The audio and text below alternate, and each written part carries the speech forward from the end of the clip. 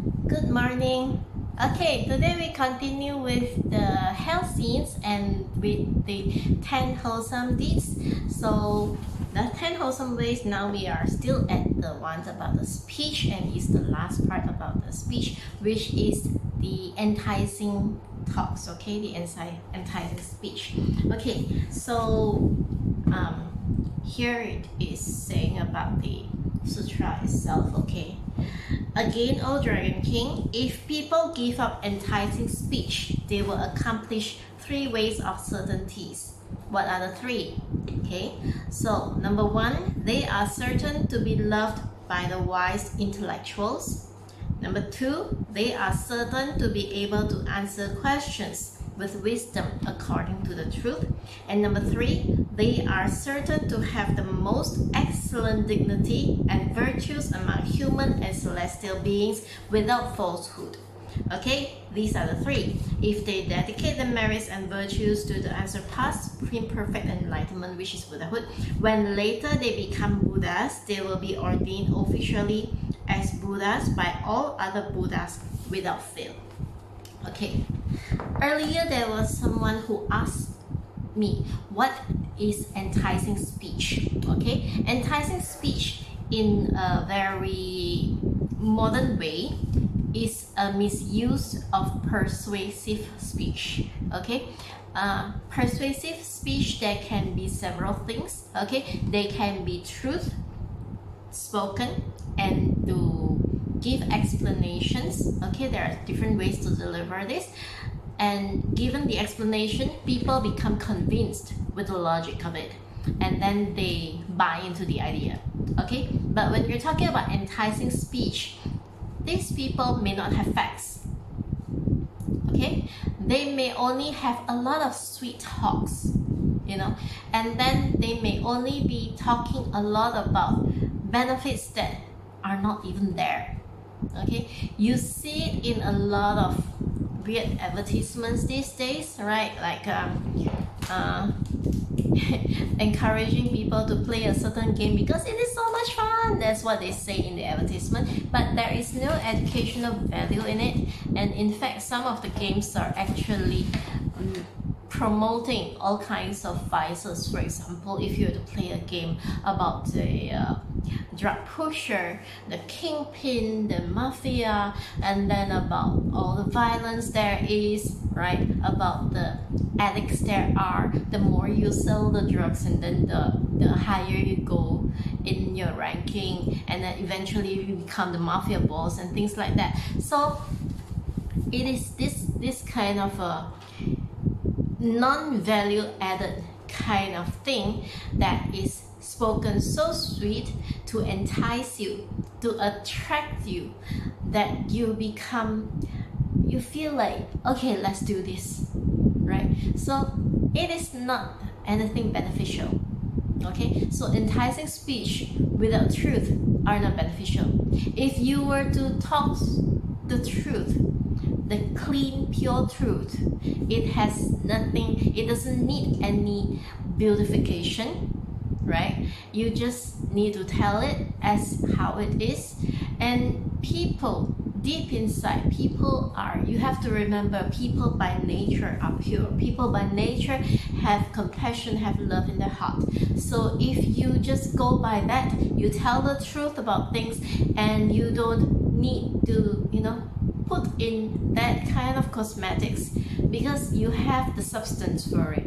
So people will be able to understand, to buy into the idea, and that's basically what you need to do, the only things that you need to do. So I came from the background of media studies, so advertisements, there are a lot of advertisements that are no longer talking about facts these days. When you talk about examples of the most enticing speeches, you can just go and look at the advertisements, right? These enticing speech in advertisements, in commercials, they are asking you to purchase things, use your money, go buy something, or to create the kind of desire that wasn't even there. That's what they say in marketing: create the desire, create a market for it. right? You have the product that's nothing good, has no value, and then the marketing people actually just create a market need for it, right? So after that, it follows all the so-called good things, but actually there isn't any, and they start selling all for the purpose of greed, right? Which is going to be our next topic inside the 10 wholesome ways. Anyway, so back to this enticing speech. So there's a lot of sweet words being conveyed to make people believe of something. It is not necessary. You only need to tell the truth, and then people who are aligned with the compass of their being will be able to understand. They will be able to, accept that as the truth.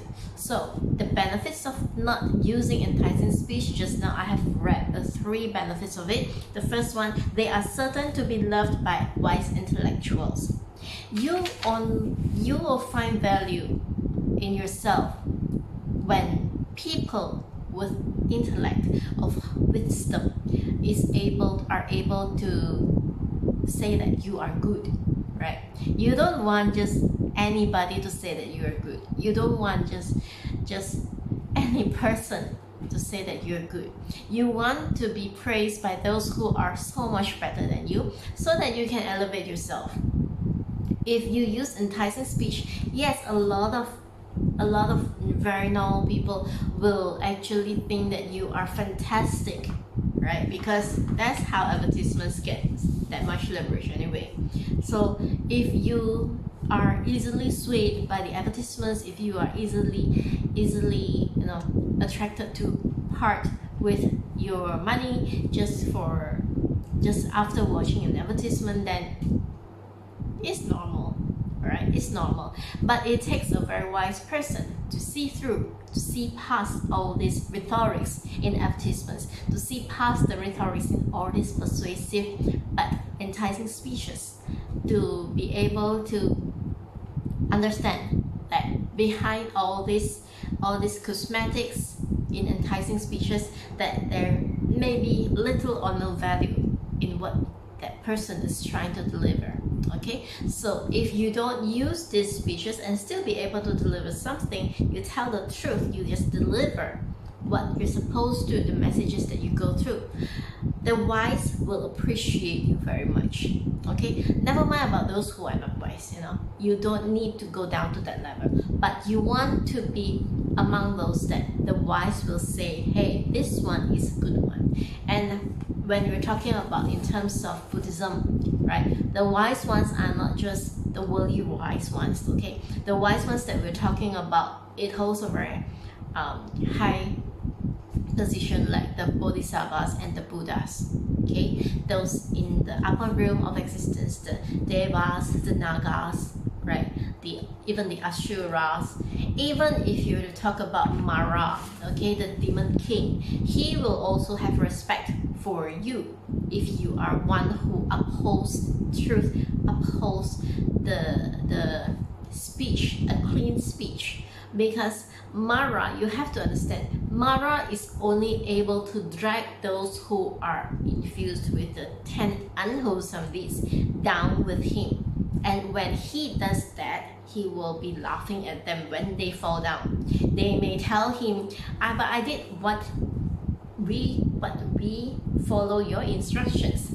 Mara will say that, no, I have never given you any instructions. All these things are by your own doing. And he's going to laugh all the way when you go to hell. Okay? Hell scenes painting. So you can't blame Mara. If you are righteous, if you are straight, you are pure, you're clean in your thoughts, and you don't commit any of those crimes that will bring you down to hell, Mara can't do anything. In fact, Mara will have respect for you.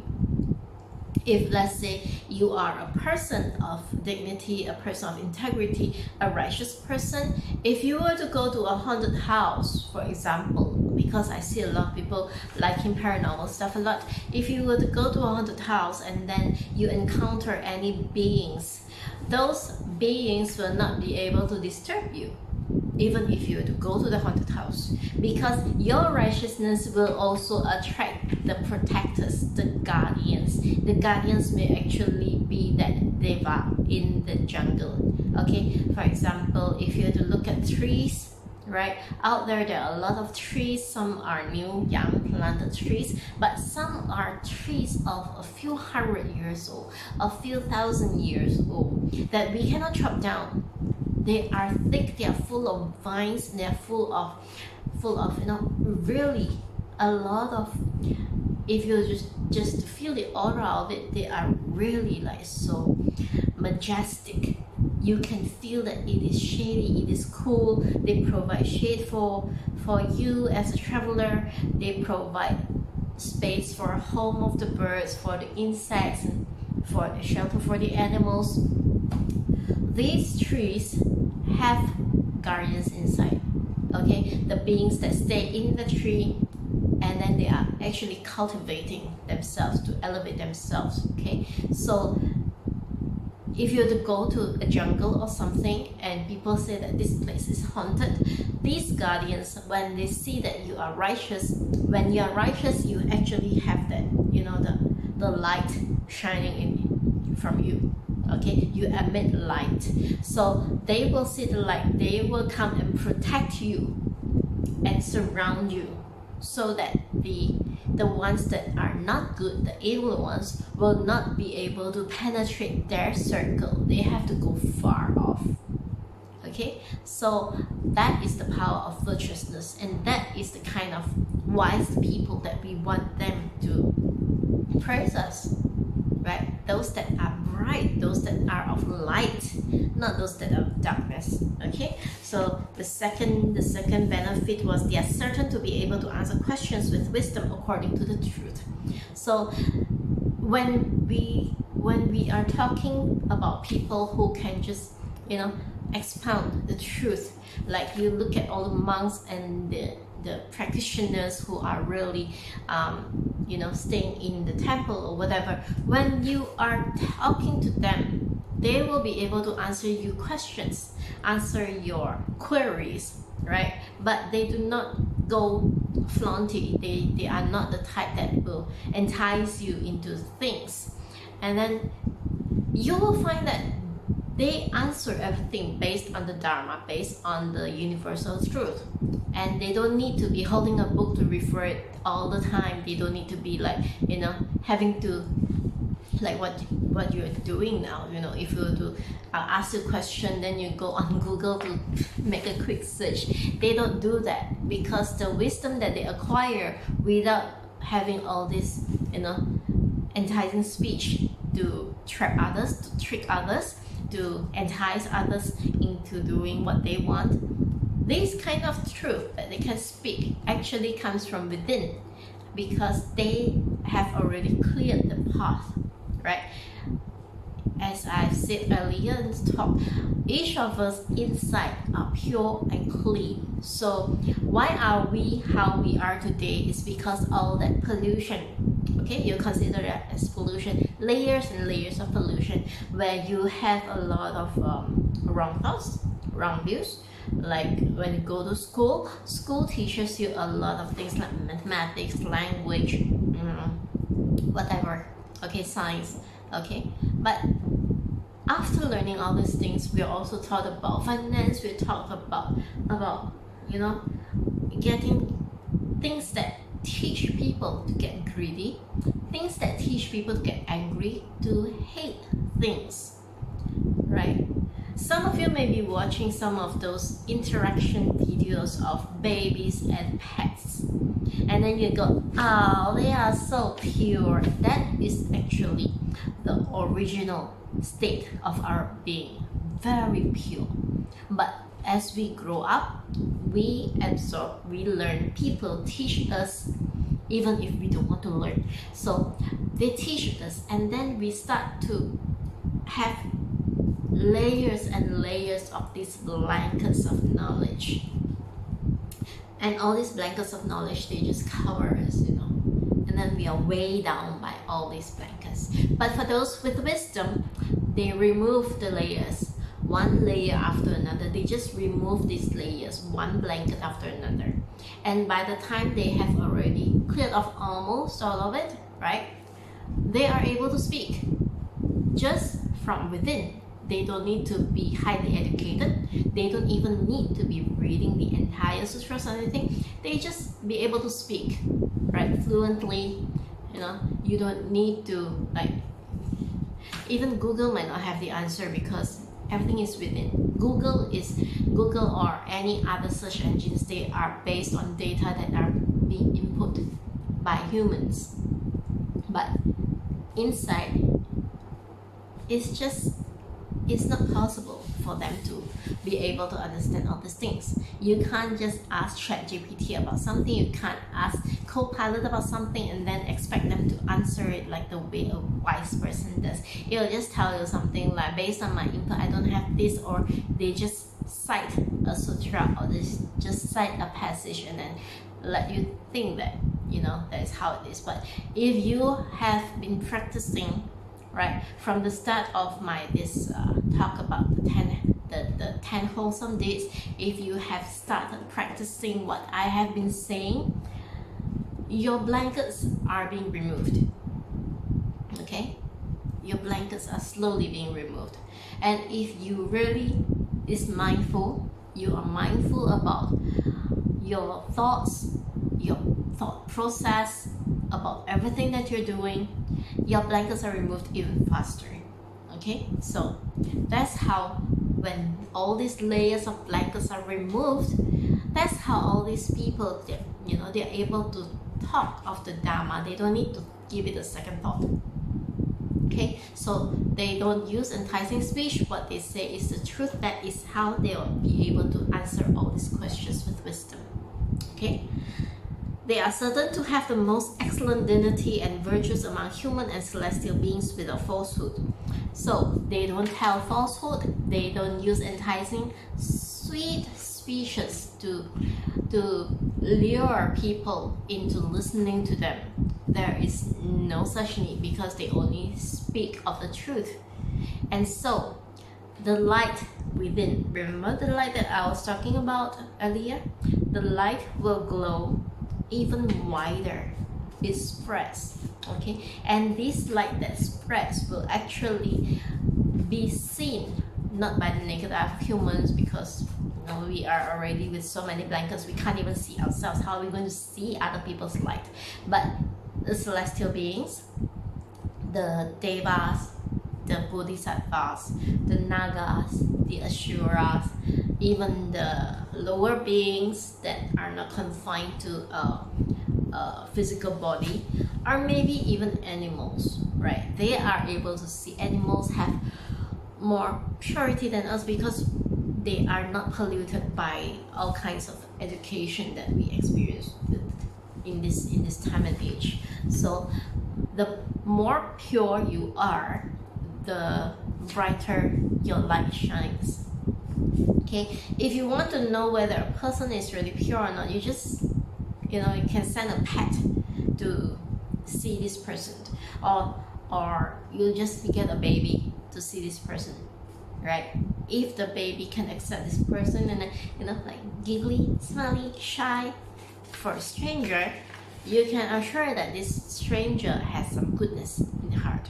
Or if you were to send a dog, and then this dog is like no apprehension at all, and it's like wagging its tail, it doesn't know this person, but it's wagging its tail, and it wants to be pet by this person, and it feels happy, and you can see the smile on the dog's face, well, this person is a good person. Okay, that's just an example. Okay, I don't expect you all to be don't go carrying other people's babies, or don't go kidnapping other people's dogs just to try out and see whether that person is a good person or not. Okay, but you get the idea. Okay, so if they were to be able to speak the truth without enticing speech, right, when they become the Buddhas, they will be the ones that are selected, okay, elected officially, ordained officially as Buddhas by all other Buddhas without fail.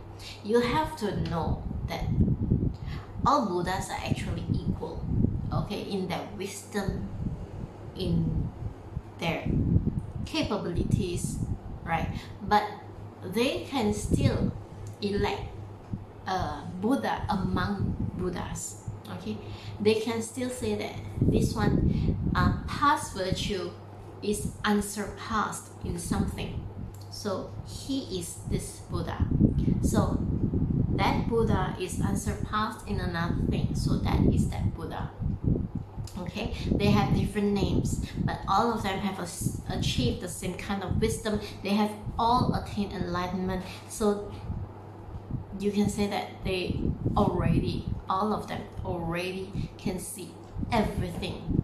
Okay, they don't even need a device like now we need an X-ray or an MRI scan to see everything, but they don't need any of such devices. Okay, so when we're talking about all this enticing speech, okay, we need to understand that the sutras are without this kind of persuasive speech. But why is it that some of us are actually attracted to it? Some of us, after listening, we become dedicated, you know. It's not like there's any kind of promises or anything, you know, but it's because of the truth being shared by the Buddha, and then this is actually documented by the Venerable Ananda and the 500 congregation of the monks. And so when we listen to it, we read it, we feel it touch us within. There was no advertisements, there was nothing sweet inside there, just plain truth, okay, told as how it was. So this is without any enticing speech, and it is the Dhamma. Okay, so I would encourage that indeed you don't need to be saying enticing speech. Like, for example, some people now they take enticing speech to another level, which we call like apple polishing, right?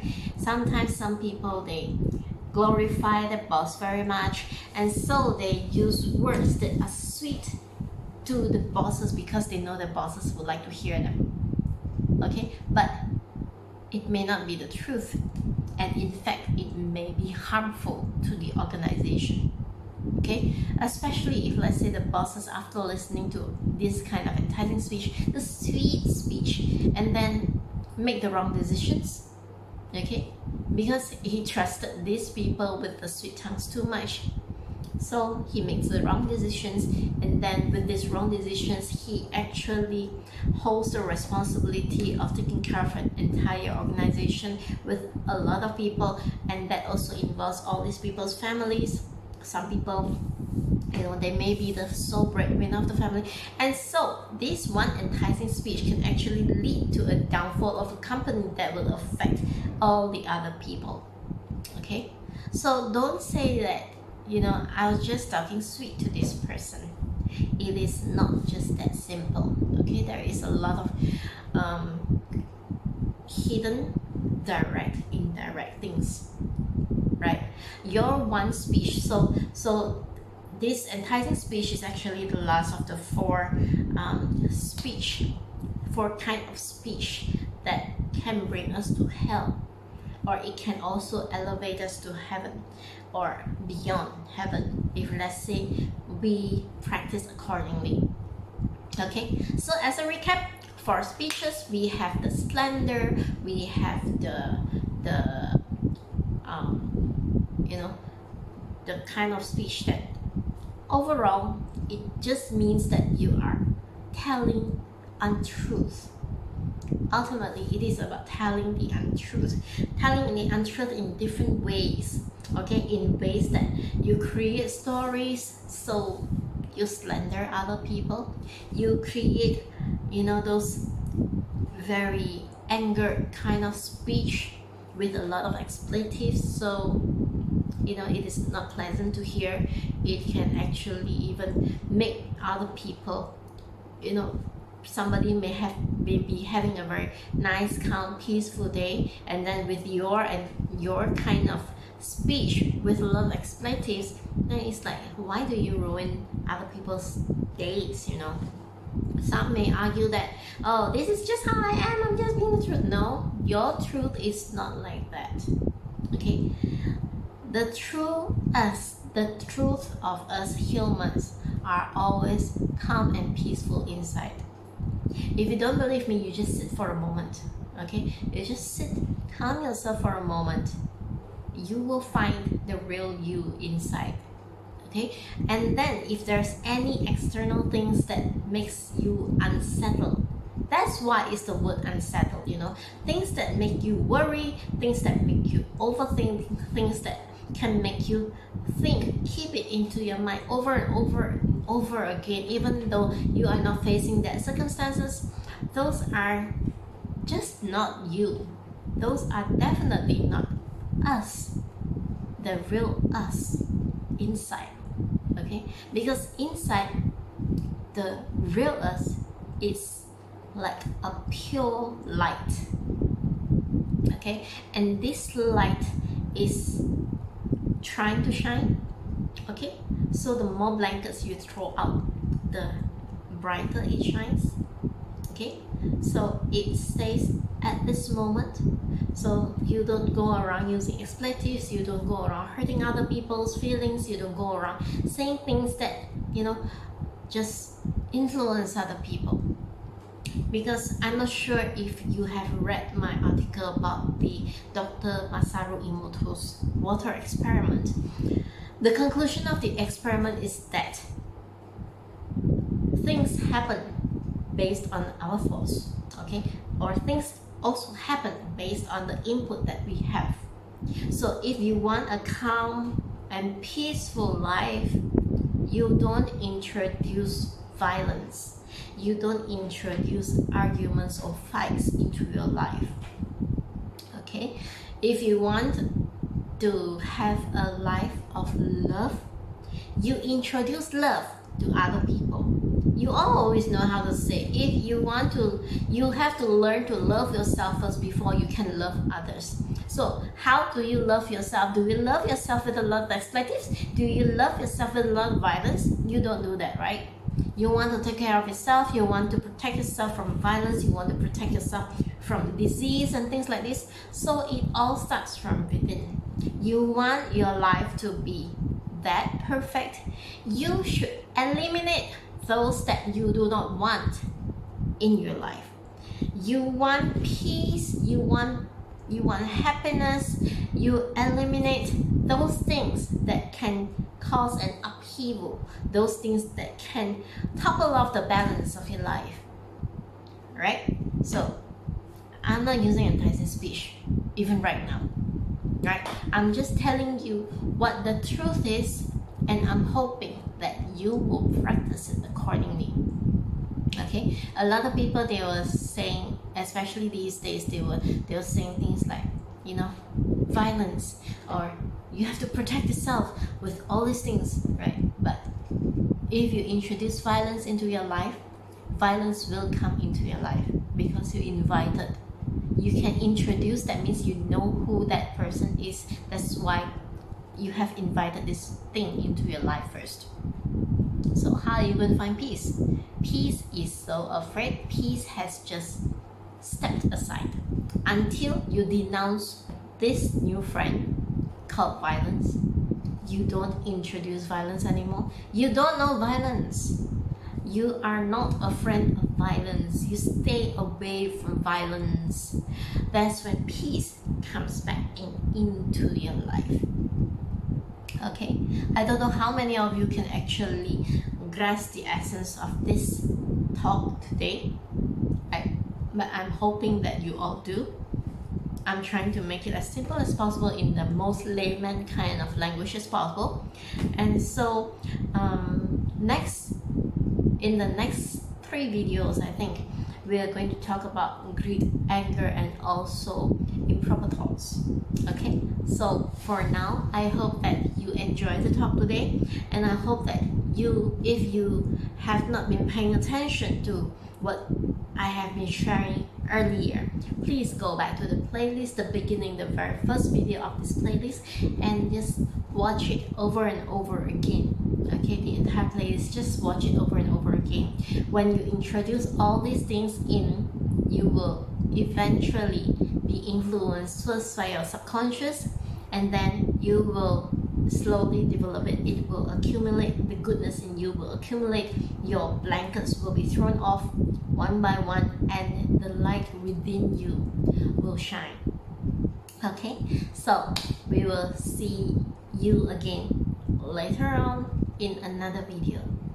So meanwhile, please take good care of yourself. Please love yourself. Introduce love into your own self, into your own life, and make life better for yourself, for everyone. Okay, meanwhile, see you again next time. Bye bye.